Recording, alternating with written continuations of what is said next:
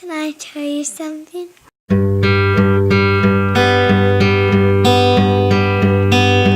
Fall is here, hear the yell, back to school, ring the bell, brand new shoes, walking blues, climb the fence, books and pens. I can tell that we are gonna be friends. I can tell that we are gonna be friends. Walk with me, Susie Lee, through the park and by the tree. We will rest upon the ground and look at all the bugs we found. Safely walk to school without a sound. I can tell that we are gonna be friends. Yes, I can tell that we are gonna be friends.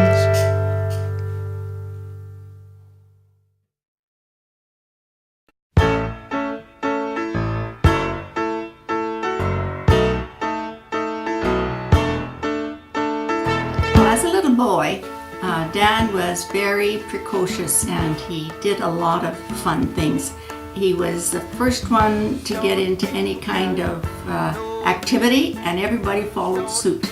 I do remember that he seemed to be very quick at learning how to a new toy or ride a bike or whatever it was. So he actually learned how to ride a bike before I did, and then once he learned, he taught me. He was always a very good kid. He loved to have fun. Especially along in the evenings at the dinner table, he was always cracking jokes and he was always Mimicking people. Allowance! You want your allowance! And he got himself into quite a bit of problems once in a while. Of course, I often fondly remember as when he told me to get a bowl of cereal and then he threw scissors at me and stuck them right on the bottom of my foot.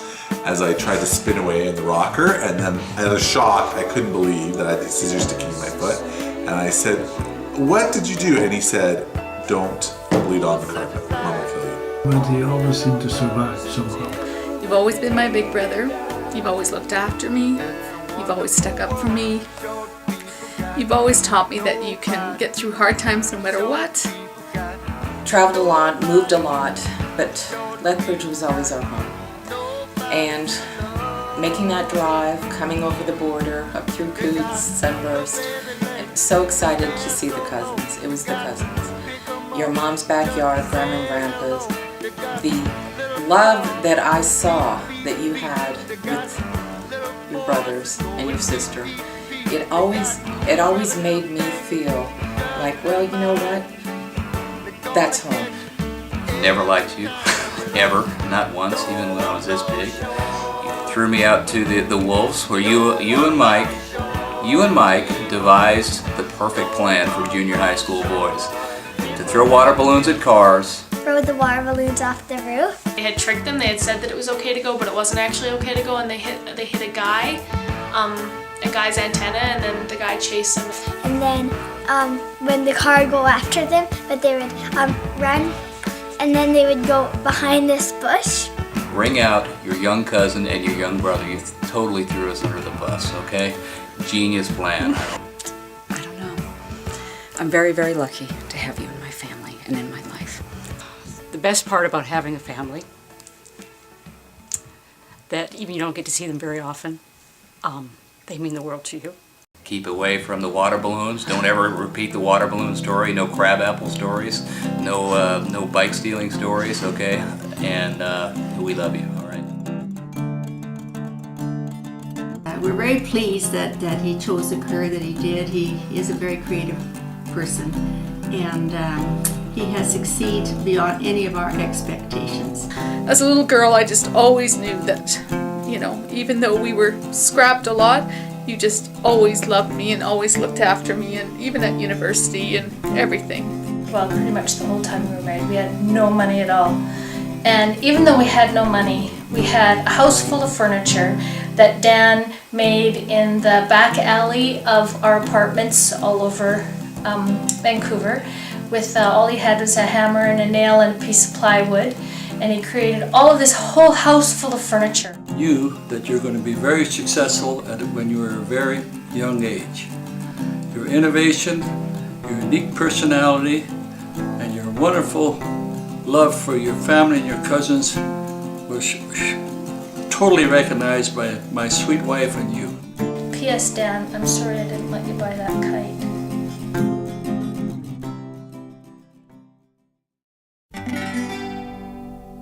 Cause he gets up in the morning and he goes to work at night. First time I met Dan was when he came to work for the firm, because I was partners with Roger, and Dan came here and initially worked for us, and then when City Hall was being done, we partnered together on that, and then after that Dan became a partner, and I've been partners with Dan for quite a few years. I just really felt like here's somebody who really cares about what he does, and so to me that was, a great sell. I feel that he's one of the best architects in town.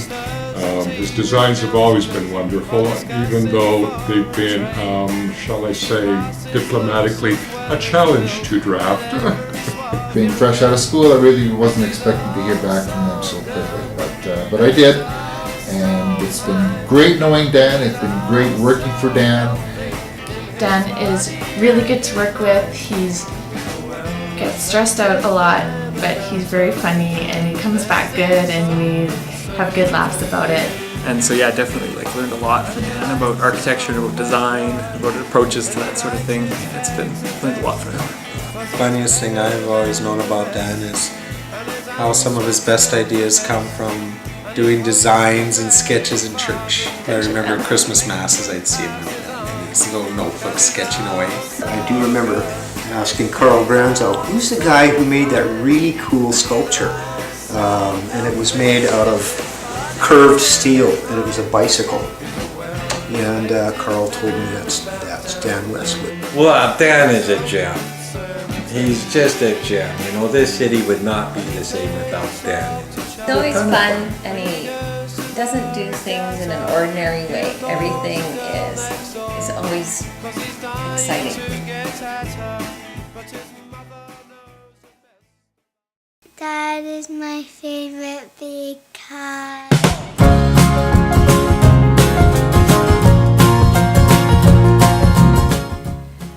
When Dan and I got married, when Dan asked me to marry him, I absolutely knew that I would, and that we would have a wonderful life together. Because he loves Mom. To all Sky and back. He considers the welfare of other people a lot. And the most important other person who he considers the welfare of is me. I learned that after all these years that he is quite smart. I hate to admit it, but he is quite smart. He does know what he's talking about.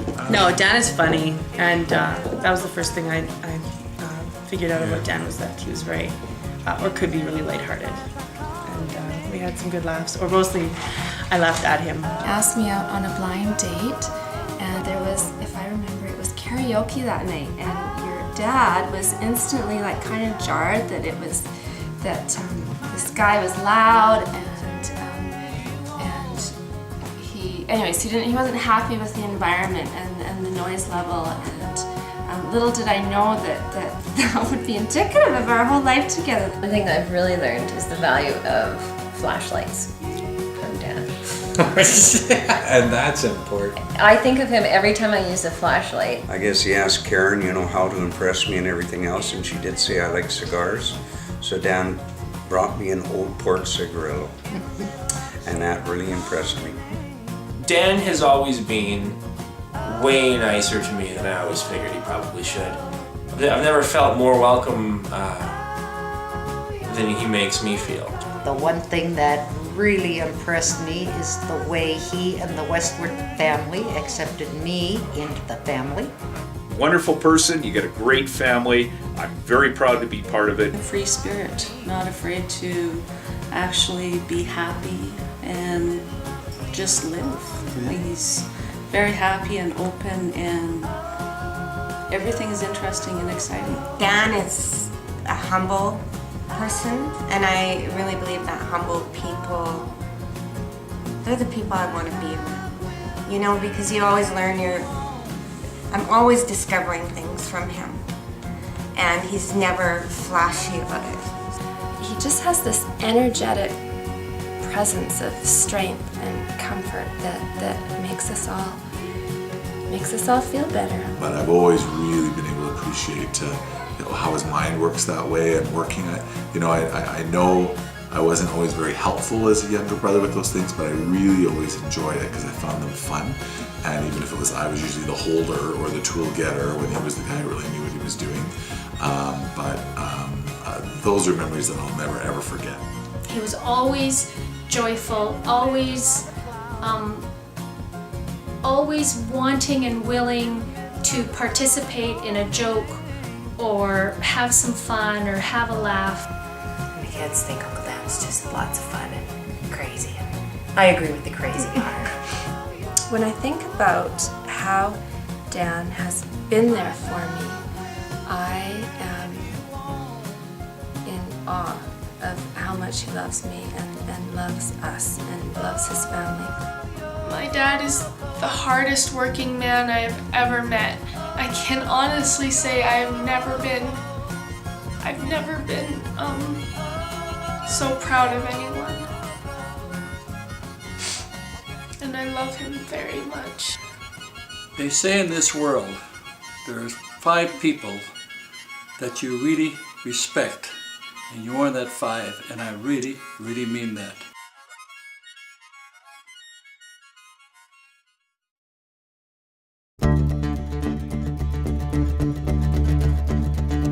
Happy birthday, sweetheart. I love you with all my heart. Happy birthday. Happy birthday, Dan. Happy birthday. Happy birthday. Happy birthday. Happy birthday, Uncle Dan. Happy birthday. Happy birthday. Happy birthday. Happy birthday. Happy birthday. Happy birthday, Dan. Happy birthday. Happy 50th. Happy birthday, Dan. Happy birthday, Uncle Dan. Happy 50th birthday. Happy 50th. Happy birthday. Happy 50th birthday, Uncle Dan. Happy birthday, Dan. Happy birthday. Happy birthday, Dan. Happy birthday to him. Happy birthday. Happy birthday, Dad. Happy birthday, Dan. Happy birthday, Dan. Congratulations on your big 50th. Happy 50th birthday, Dad. I love you.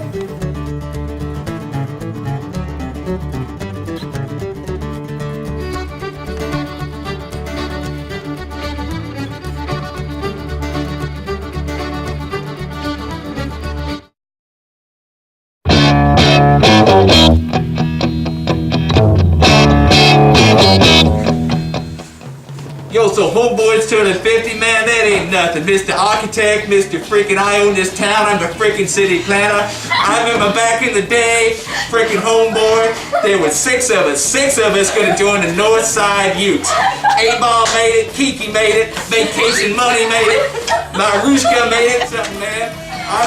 Danny, he didn't show up. We rolled the pickup up. He wasn't there. We went to Simpson Sears. He wasn't there. That's right. That's right. That's right, homeboy. That's right.